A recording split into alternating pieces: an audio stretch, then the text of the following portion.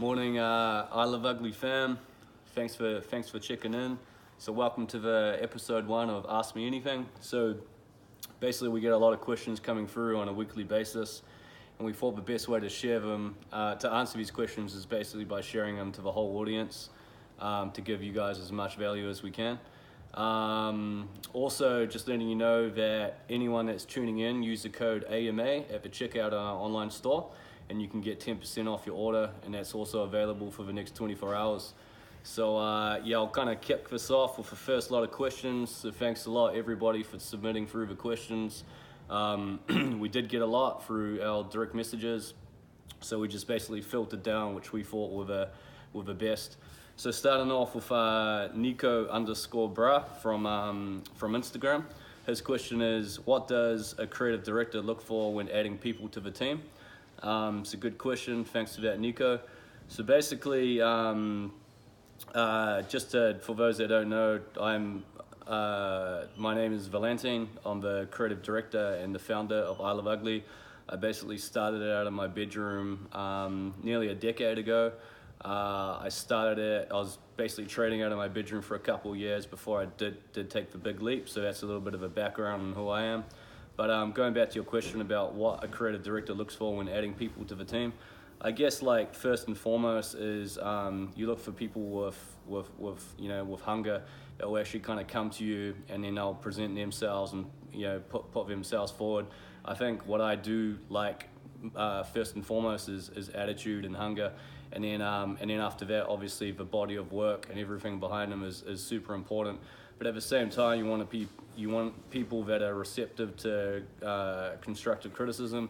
You want people that aren't afraid to challenge what you're currently doing and to actually like speak up, but in a humbling way. And also you want people that understand what we're currently doing and also adding their own spin and their own flavor to it. But at the same time, still staying true to the vision and the overall ethos of the brand. So as a creative director, that's what I look for people when adding to the team, not only the creative team, but the team in general. I think in any organization and any brand, everybody's important, from the customer service person to the people in the retail, to the people designing the product, to the people manufacturing, to the financial controller, to the accountant.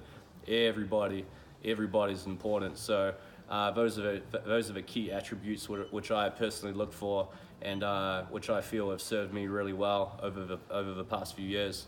This one's from Dan.Fleming. What is the best way to build brand awareness and customer loyalty? Once again, that's a fantastic question, Dan. Best way to build brand awareness, I feel, is just making sure that your brand is actually standing for something that's super unique and different from everything else that's going on in the market. Because I feel that there's a lot of brands, and we're definitely flooded with choice nowadays, and it's the ones that stand for something that goes beyond just the clothing are the ones that really kind of differentiate themselves from the others. Because gone are the days where you can just go on Alibaba and copy a pants design from some other brand, slap your label on it, and begin selling it on Instagram. I think those days are over. I think now it's all about differentiation through what you represent and what you stand for. And I think the most important thing is, once you actually have those values, figuring out the best means to communicate those through your website, through social media, through your branding campaigns, through the influencers which you choose to work for. Those are a few kind of like little nuggets on how to build the brand awareness. And in terms of customer loyalty, that's a big one. That's a big one for us, and that's something that we've really kind of switched our attitude on. And also, I just want to apologize for anyone that has had a bit of a rough customer experience with us in the last few months. We did go through a few internal changes and systems, and we just flipped our attitude on it. It's like customers are absolute first, because it's you guys that actually kind of that actually allow me to be sitting here in front of you talking to you, and that put the food on our table and pay for the staff and stuff like that. And also, you guys are the ones that delivering us the feedback on what you want, and it's our job. I think customer loyalty is understanding what you guys want, and it's our job to actually make that come to life and kind of going over and beyond and exceeding your expectations. And I think customer loyalty as well, it's like, it's simple things. Like, people are so caught up with being fancy. I think do things like sending your customer something random, or writing a letter thanking them for, you know, shopping with you. Because, you know, once again, nowadays we're so spoiled for choice, so anyone that does decide to shop with your brand or your product, or even for us, is, you know, we're pretty grateful for that. So I think yeah, just being as as grateful as possible to your customer by any means necessary. I think you're going to naturally gain a lot of customer loyalty from that. Making sure that you don't lose your integrity. If you get big or have opportunities or whatever, just make sure that you don't kind of water down what kind of got you there in the first place. Just really hold those values, and and I think, you know, customers, you know, when you do go through rough times or what have you, the loyal customers, if you treated them well in the beginning, and they're gonna stick by you. This one's from Beeflove. Were there any specific skills or knowledge that you found to be valuable when entering the industry?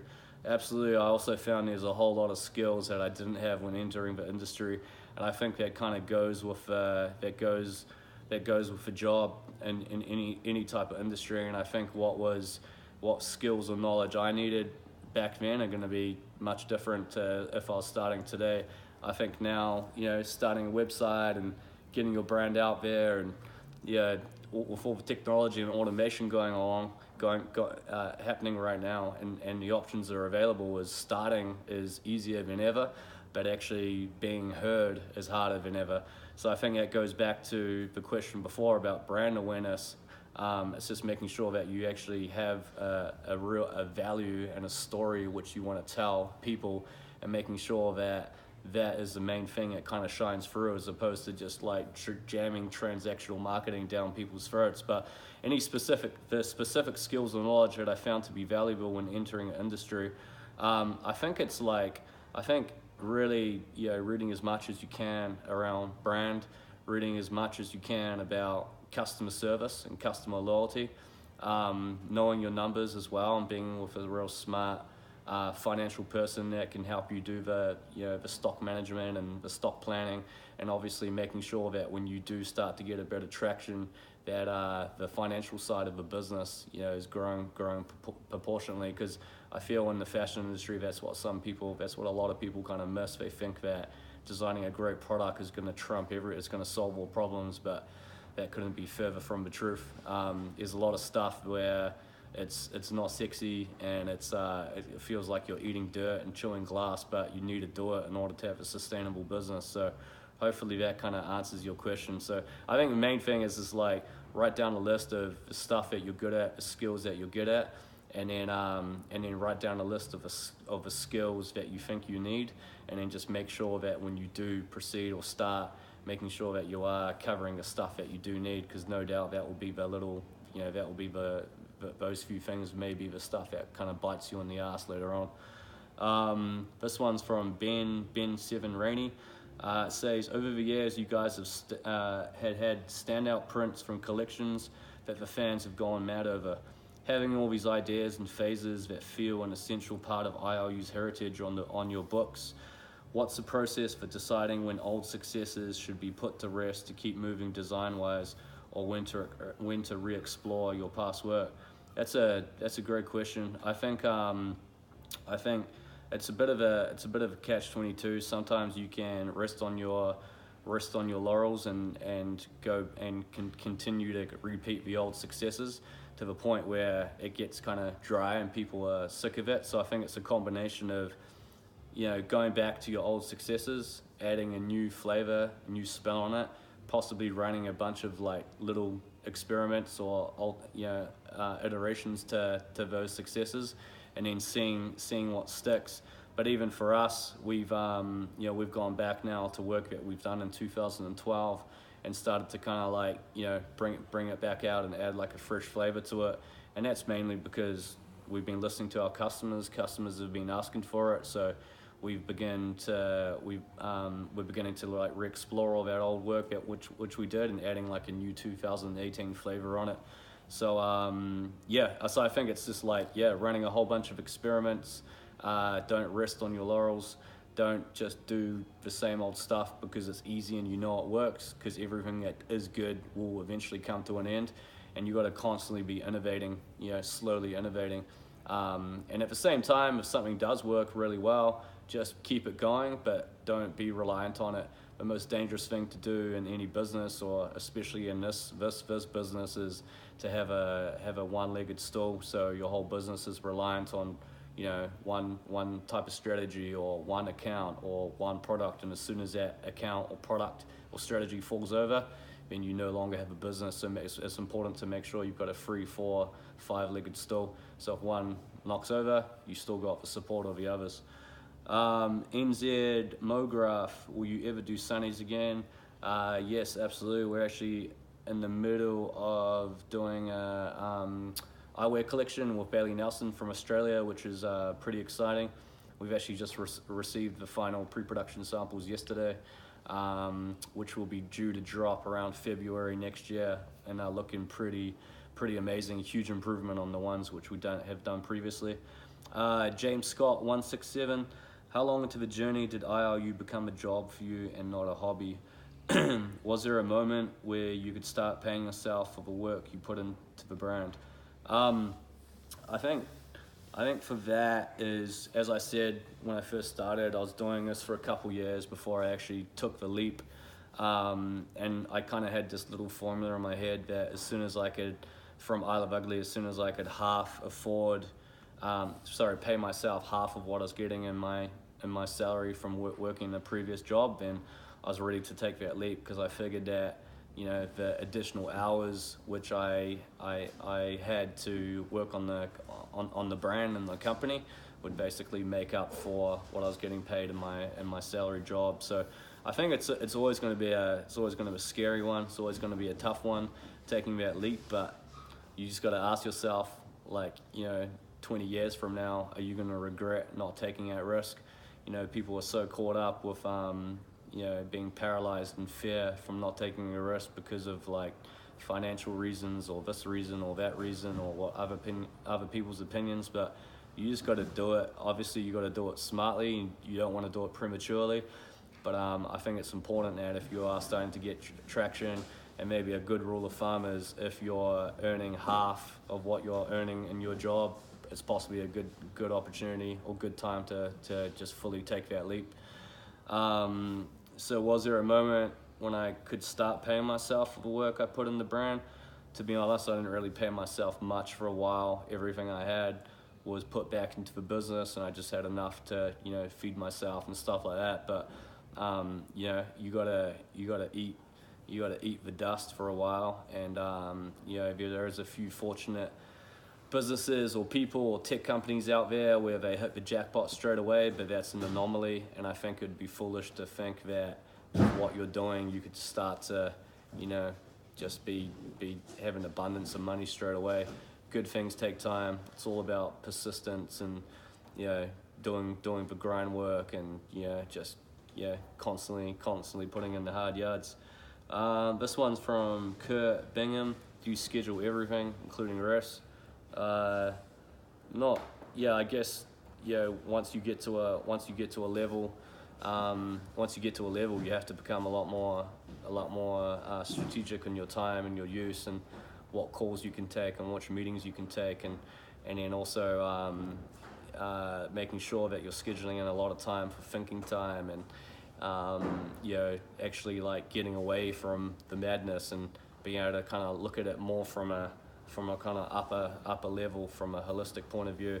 But in terms of scheduling everything, I try to roughly schedule the important things that will kind of allow me to perform at optimum levels when I am working, because obviously the human mind can only concentrate at a very high level for a short amount of time. So making sure that all the crap around me is done, so when I am, when it is time to work or create or think, I'm in a good state, prime state. This one's from Alexander Ark. Can you tell us the process was to start ILU, and what would be your main tip for who is just starting out? This sounds probably not like an answer that you'd expect to hear, but I just had an idea and I started. Obviously, it kind of worked out for me, but it's probably not the most intelligent thing to do. But I feel that once you have an idea and you feel that you have a point of difference in the market, and you've crossed your T's and dotted your I's, and everything kind of looks good, you're good to go. The next thing is just up here and making sure that you just actually start, because usually the biggest roadblock for most people is their mind. So I think just begin. Originally, I Love Ugly began as it was just 3 words. I love ugly. I thought the words were interesting. I started a magazine interviewing artists from around the world, which I found on MySpace.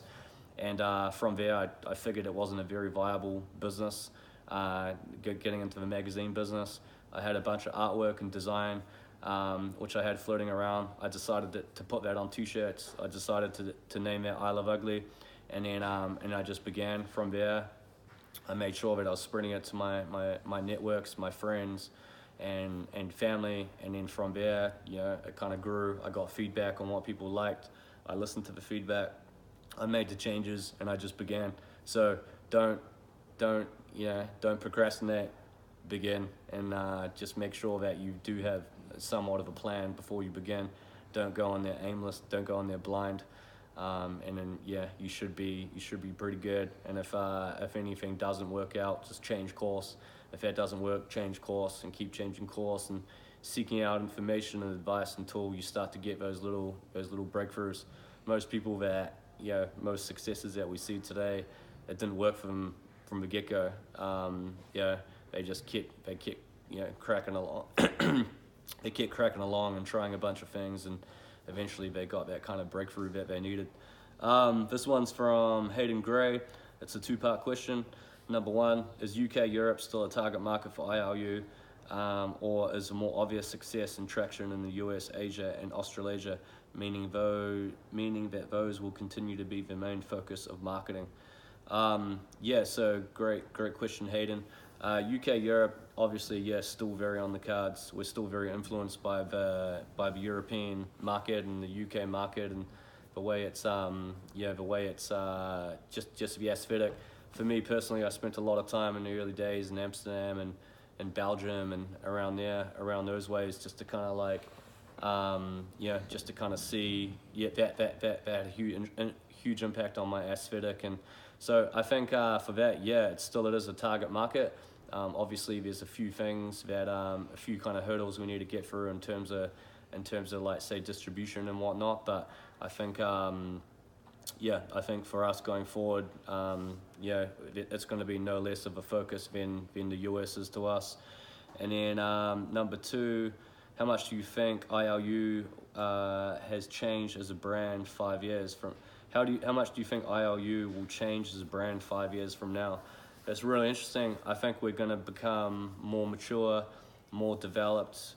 Obviously, internally there'll be there'll be a bit of restructure just to make sure that we're doing things proper. We have the systems, and we're not being reactive like most small businesses. We're actually kind of anticipating, and things aren't manic. Things are done properly and smoothly, and we can really build and develop on ideas and markets, and who knows, we could be expanding into different categories. Could be into women's wear.